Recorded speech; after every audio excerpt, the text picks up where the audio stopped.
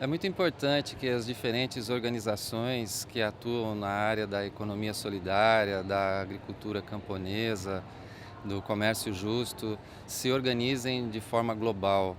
São milhões e milhões de pessoas que atuam integrado nessas organizações.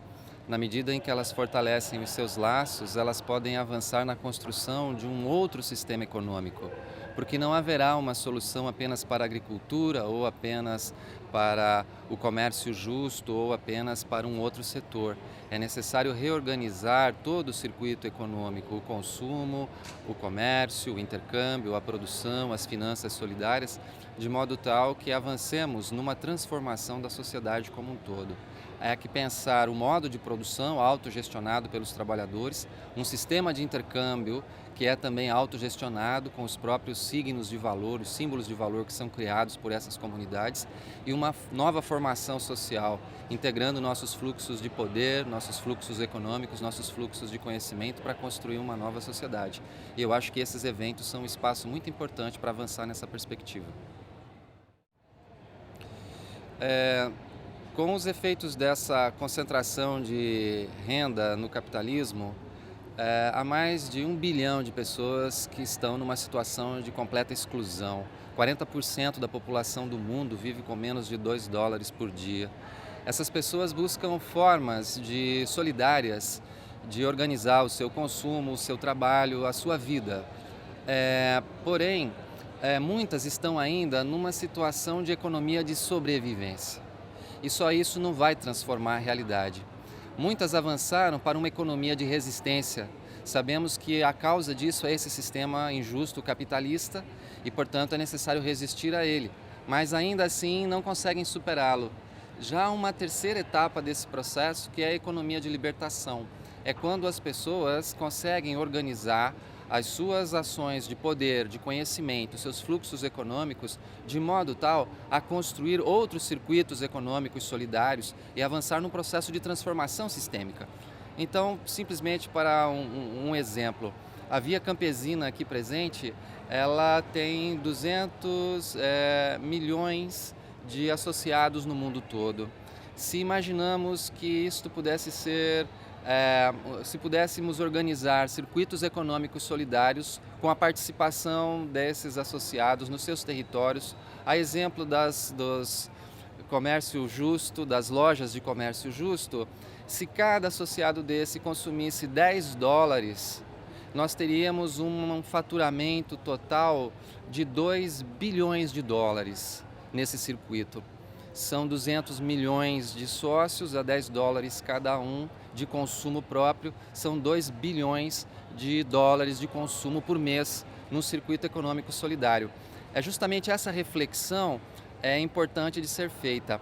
Não basta, todavia, os fluxos econômicos, é necessário construir um poder público não estatal como um espaço de construção de uma alternativa de superação dessa organização política da sociedade, fundada na exploração do trabalho, na degradação do ambiente, na concentração da riqueza, que não é de interesse da maioria da população, e construir uma outra forma de gestão do poder a partir dessas comunidades auto-organizadas, da autogestão da nossa economia, da autogestão dos nossos signos de valor nas nossas comunidades, da autogestão dos nossos fluxos de cadeias produtivas, de produção de insumos, de libertação das forças produtivas. Esse é o conceito chave nessa história.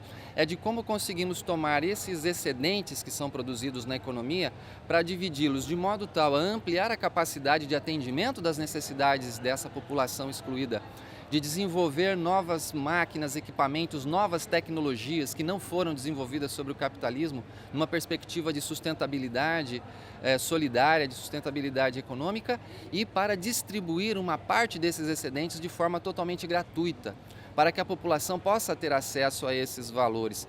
As 3.000 maiores cooperativas existentes, com dados aí de 2012, faturaram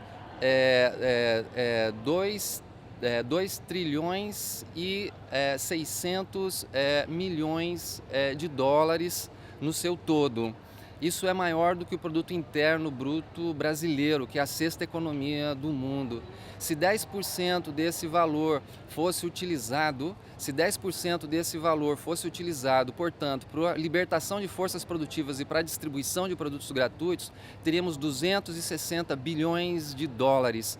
Então, teríamos 130 bilhões de dólares para desenvolvimento de forças produtivas da economia solidária e outros 130 para distribuir produtos de graça à população. O capitalismo distribui publicidade, a economia solidária pode distribuir produtos, porque há uma relação nos circuitos locais de integração dos consumidores nessas redes de economia solidária. Então, esses encontros aqui, como esse, são muito importantes para refletir sobre essa potencialidade que nós temos de avançar numa transformação real da economia nas mãos das pessoas, com a autogestão das pessoas, o poder público construído a partir da sociedade civil para a transformação, portanto, do modo de produção, do sistema de intercâmbio, dessa formação social. No Brasil foi feito um mapeamento da economia solidária. Foram mapeadas 22 mil iniciativas de economia solidária com 1.800.000 trabalhadores e trabalhadoras que são proprietários desses empreendimentos. O faturamento anual é de 4 bilhões e 400 milhões de dólares. E isso não está totalmente integrado em rede. Muitos desses empreendimentos permanecem isolados nos seus territórios. Mas já há várias cadeias produtivas que foram organizadas. Podemos citar aqui a dos produtos orgânicos no sul do Brasil. A rede Ecovida faz um trabalho de conexão dos produtores orgânicos com os consumidores através de feiras e também outros espaços de comercialização. São uma rede importante no sul do país, vários estados estão integrados nessa rede. Nós temos uma outra rede que é a rede Justa Trama, que é a de produção de roupas, e também fizeram a conexão da cadeia produtiva desde a produção do algodão, do tecido, até a produção das roupas no final e a comercialização disso. Temos a rede Abelha, que trabalha na parte da apicultura, são redes setoriais, mas temos o Fórum Brasileiro de Economia Solidária, que faz a integração do conjunto dessas redes nesse debate. Temos uma rede de bancos comunitários, são mais de 100 bancos comunitários. As comunidades organizam os seus fundos com esses recursos que vêm a partir dessa organização de seus circuitos econômicos. O recurso que entra no fundo permite emitir moedas de circulação local, as moedas sociais locais. Há um volume de moedas que é emitido nesses bancos comunitários e isso tudo é informado, inclusive, ao Banco Central do Brasil, pela conta já da extensão dessa rede de bancos comunitários que existem. Então, há várias redes organizadas nesses diferentes setores. Entretanto, o que é fundamental é conectar todo o circuito, de modo tal que tenhamos neste circuito econômico essas ações todas integradas, para que esse comércio dos produtos que ainda nós não produzimos na economia solidária, mas que temos que comprar todo mês, possam gerar um excedente que vai para esses fundos de economia solidária, que permitem depois o investimento em novas instalações de comercialização, de produção, de serviço, e ao mesmo tempo na distribuição gratuita de produtos para a população que deles necessita, que é uma forma dessa população se integrar também a essas redes, uma vez que elas conseguem atender de forma mais adequada as próprias necessidades de consumo dessas pessoas. Porque nessas redes elas podem receber estes créditos que são gerados de forma solidária, baseadas na sua capacidade de trabalho, na sua força produtiva. Portanto, quando nós criamos uma nova iniciativa econômica, na magnitude da força produtiva que ela pode gerar, são emitidos esses signos de valor que podem circular dentro do próprio sistema de intercâmbio. E com isso nós criamos as soluções para que a economia solidária não fique refém do mercado capitalista. Porque no mercado capitalista o dinheiro será sempre escasso. Ele sempre será escasso para preservar o seu valor. A saída do capitalismo para ativar as suas cadeias de produção e de consumo quando as pessoas não têm mais dinheiro é gerar créditos que na verdade viram dívidas. E as pessoas se endividam até não poder mais pagar. E quando não podem mais pagar, elas têm que entregar as coisas que deram em garantia, uma casa, um carro. Nesse momento, o preço desses ativos cai no mercado, não há mais como saldar aquelas dívidas e o sistema quebra. porque há uma concentração do dinheiro como signo de valor necessário para a circulação das mercadorias.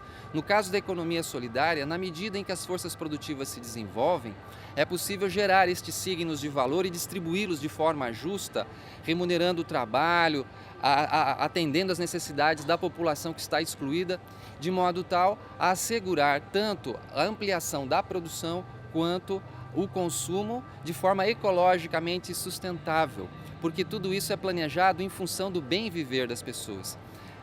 E cabe destacar também que muitas das nossas necessidades humanas, como o amor, afeto, carinho, conhecimento, jamais vão ser produtos do mercado.